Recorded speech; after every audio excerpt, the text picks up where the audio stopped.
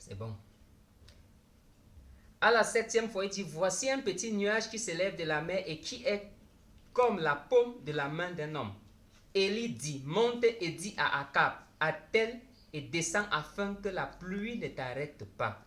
En peu d'instants, le ciel s'obscurcit par les nuages, le vent s'établit et il y eut une forte pluie.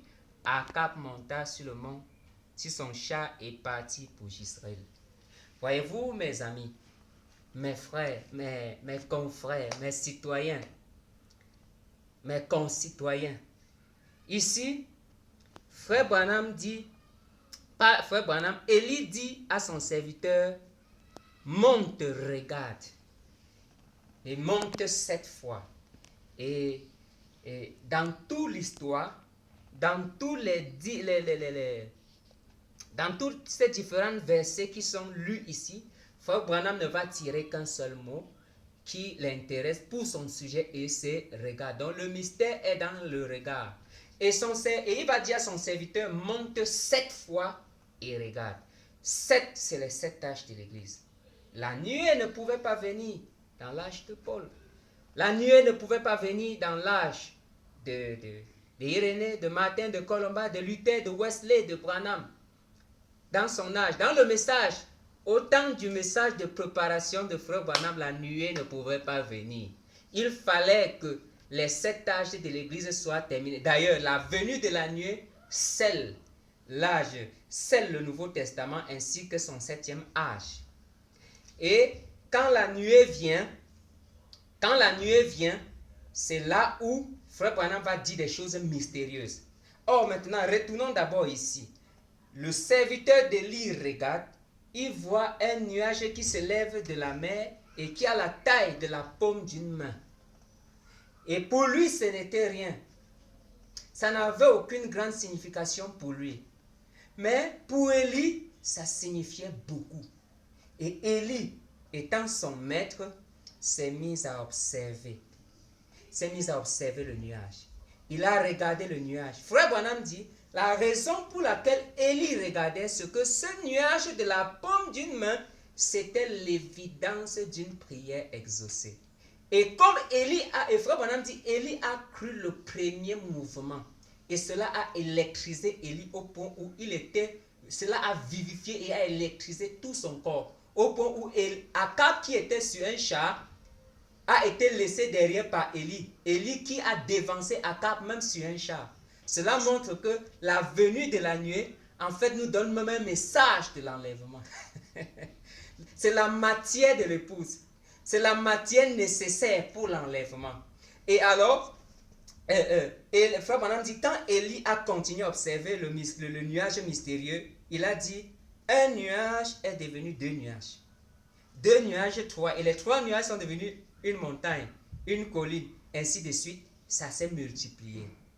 Et frère Branham dit, à l'intérieur, il y avait 5 lettres.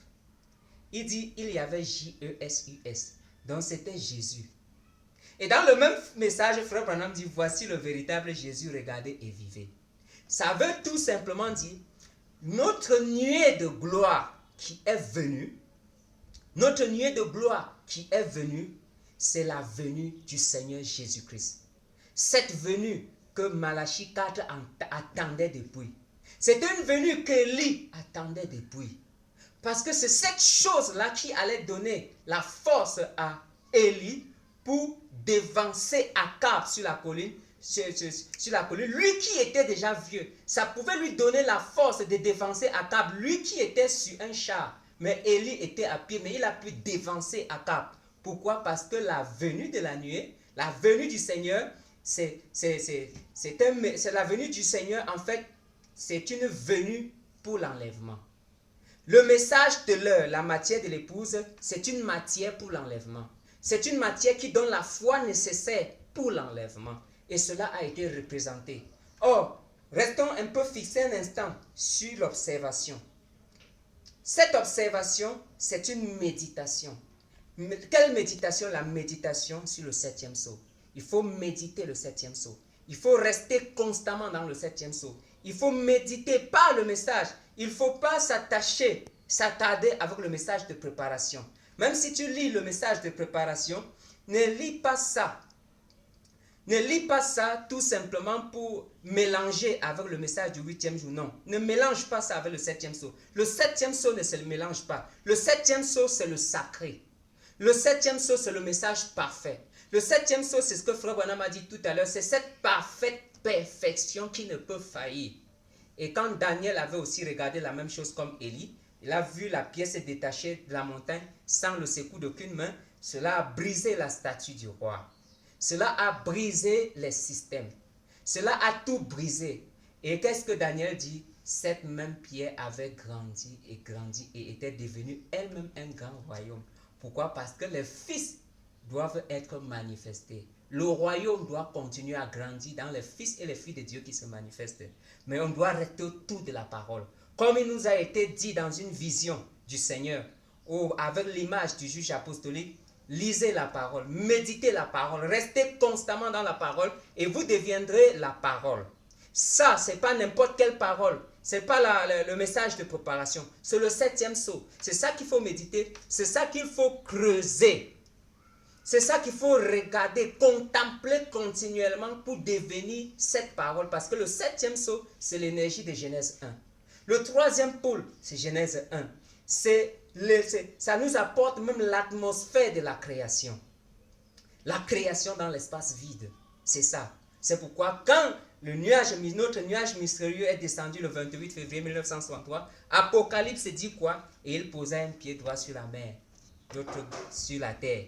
Et il jura par celui qui vit au siècle des siècles qu'il n'y aurait plus de temps.